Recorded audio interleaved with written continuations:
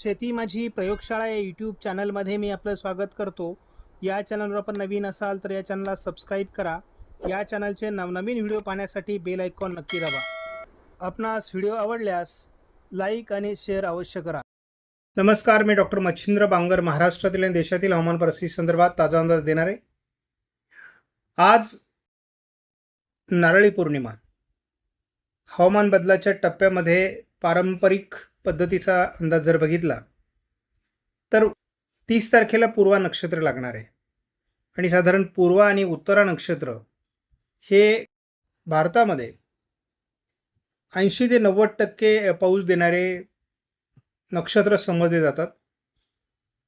पूर्वा नक्षत्रामध्ये हवामानाची दिशा बदलण्याची शक्यता असते, तर उत्तरा नक्षत्रामध्ये स्थानिक जोरदार पाऊस पडण्याची शक्यता असते. या पार्श्वभूमीवर हवामानात बदल आता अपेक्षित आहे. कोकणातील पावसाचा जोर नारळी पौर्णिमेनंतर हळूहळू कमी होऊ लागतो. एका दिवसात नाही, हळूहळू कमी होऊ लागतो. सध्या महाराष्ट्रातील पावसाची परिस्थितीचं अवलोकन केलं तर आपल्या लक्षात येईल की जवळपास महाराष्ट्रामध्ये आज रोजी 90% पावसाची नोंद आहे.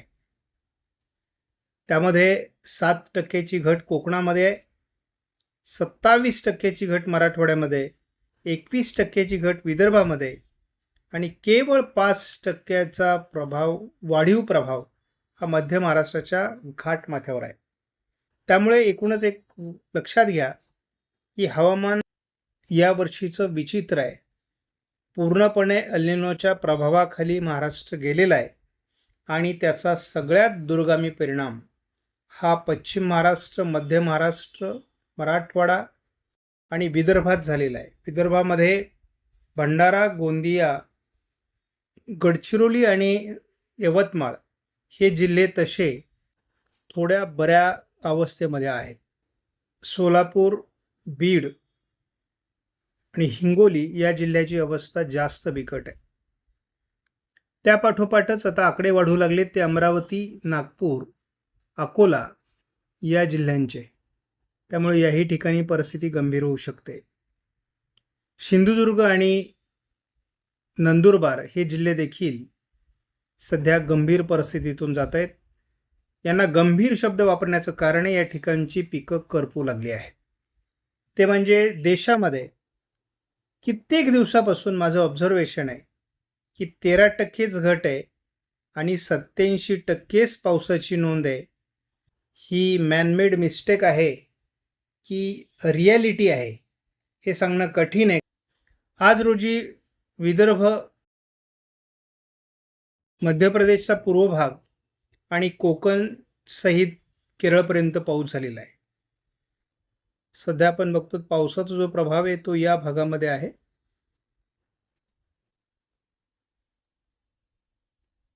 त्यामुळे एकूणच पावसाचं प्रमाण हा काही प्रमाणात कोकणामध्ये देखील आहे, परंतु मोठा भाग देशाचा पावसाविना आहे हे देखील विसरून चालणार नाही.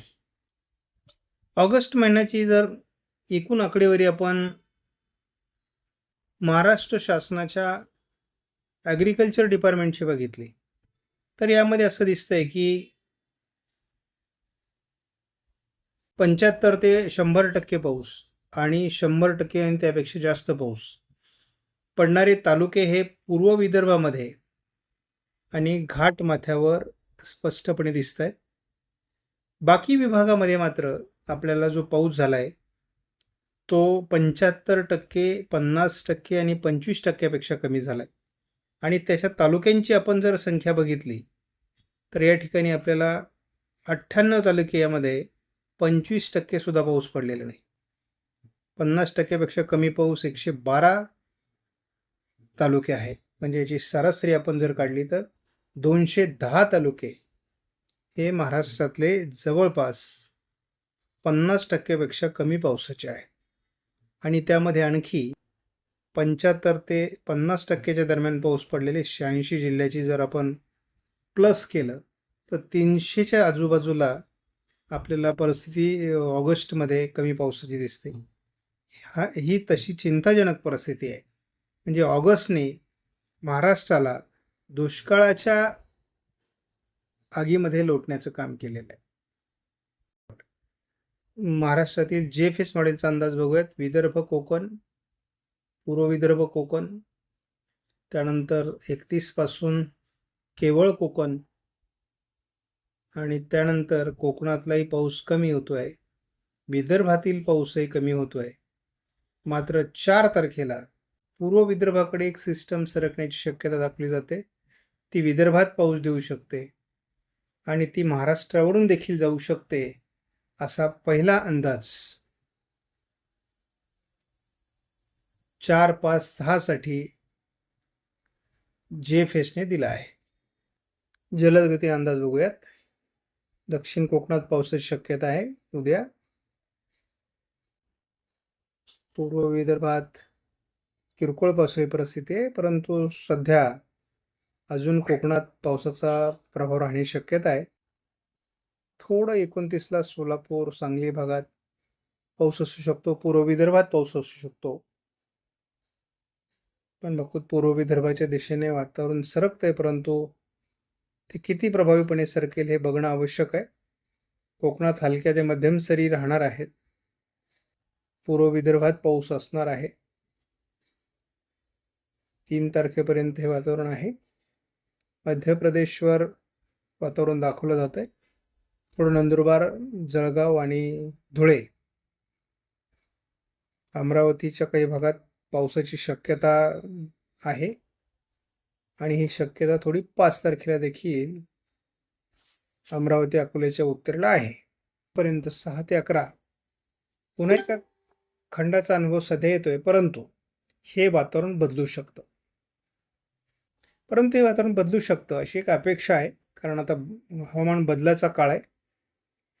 प्रत्येक दिवशी हवामानात काहीही बदल होऊ शकतो यापुढे, कारण पूर्व दिशेने वातावरण बदलणं आवश्यक आहे, कमी दाब येणं आवश्यक आहे.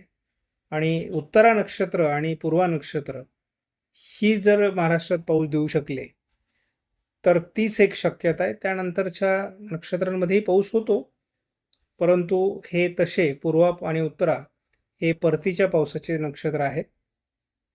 बघूयात किती प्रभाव पडतोय. आपणास व्हिडिओमधील माहिती महत्त्वपूर्ण वाटल्यास लाईक करा, शेअर करा, चॅनलला सबस्क्राईब करा. धन्यवाद.